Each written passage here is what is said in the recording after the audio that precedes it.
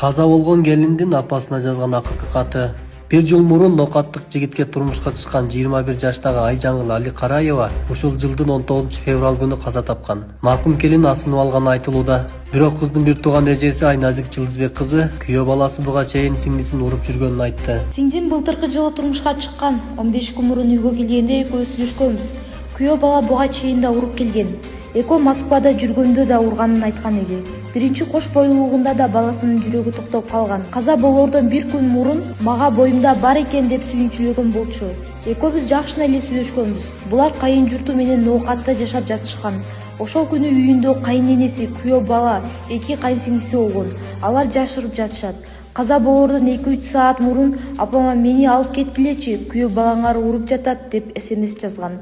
Орозонун биринчи күнү болуп, ооз ачаар болуп, апам алаксып калган. 19 февраль күнү саат 10дордо өкүл атасы менен өкүл апасы кызыңыз ооруп жатат деп бизди алып барышты. Барсак кызыбыз оорубай эле өлгөн экен. Асынып алды дешти. Биз сиңдимдин асынып алганына ишенбейбиз. Ал боюнда бар экенине аябай сүйүнүп жүргөн. Асынып албайт эле. Кыздын да алысында бөйрөк тараптарында көгөрүп кеткен. Ошко алып келип экспертиза кылдырдык. Сиңдимдин күйөө бала эле уруп өлтүрүп койгон.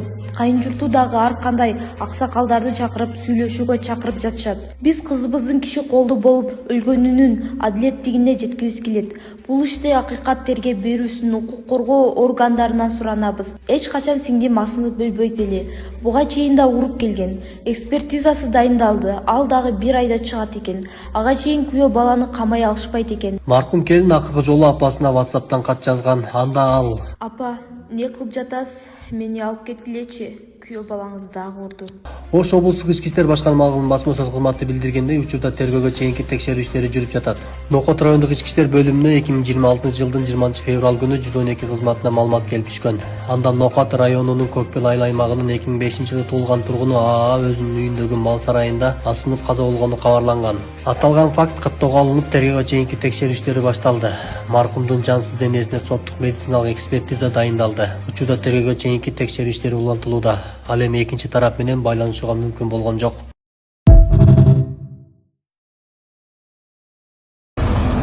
Мынакей урматтуу достор, элчилик, тышкы иштер министрлиги президентибиздин тапшырмасын аткарып, мынакей биринчи поток кетип атабыз. Кичинекей балдары барлар, ошондой эле кары картаң кишилер, боюнда барлар ушинтип кетип атышат биринчи поток менен. Эми списокто биз жок экенбиз деп паника кылбаңыздар. Дагы жаңы списоктор түзүлүп атат. Сөзсүз түрдө элчилик чет жакта жүргөн ар бир биздин жаран менен байланышта болуп атышат достор. Күнү түнү байланышта болуп атышат. Саламатсыздарбы? Ооба.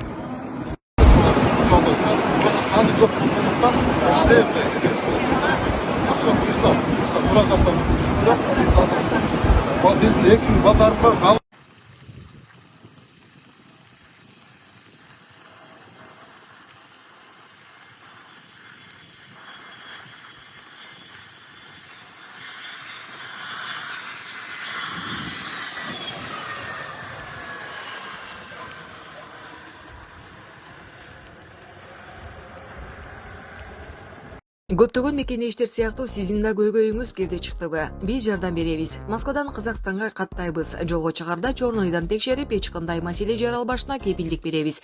Биз пересадка өзүбүз алып кирип чыгабыз. Биздин байланыш номерлер +7936 264 1995 +7901 339 34 35. Авазбек мырза, күнү түнү чала бериңиздер. Болбош керек таптакыр эле. Негизи башка өлкөлөрдө дагы андай айыппул салынат. Бирок бир маселе, ошол эле көчөдө турган музыканттар жөн эле турушат го, ырдап. Алар мындай атайын чыгып там акчаны сурабайт, бирок акчаны чогултат. Аларга тийишпей эле да, самое главное. Алар мыйзамды бузбай эле турушат.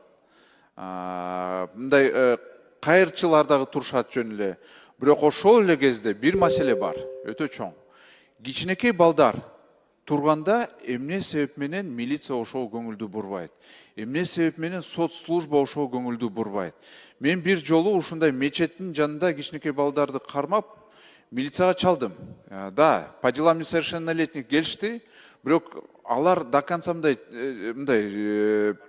барган жок да, караган жок. Ата энеси ким, эмне себеп менен чыгып атат, бирөө үйрөттү да ошону.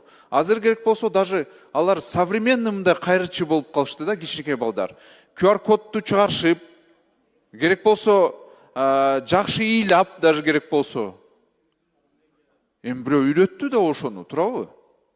Өзү кичинекей бала аны QR кодду чыгара албайт да. 7 жаштагы бала. Бирөө жоопкерчиликке тартылыш керек. Бирок изилдөө болуш керек. Эмне себеп менен бул үй бүлө кайрчы катары жүрүшөт?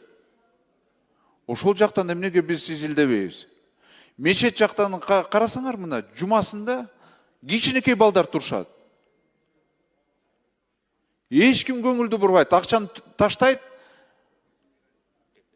үй кете беришет. Кудай астында мен жакшы болом деп акчаны таштайт. А бирок чынында бул туура эмес өзү. Кичинекей бала көнүп калат ошого. Үй бүлө үйрөтөт ошого. Сиз жооп бергилечи ошол боюнча. Эмне себеп менен изилдөө жок?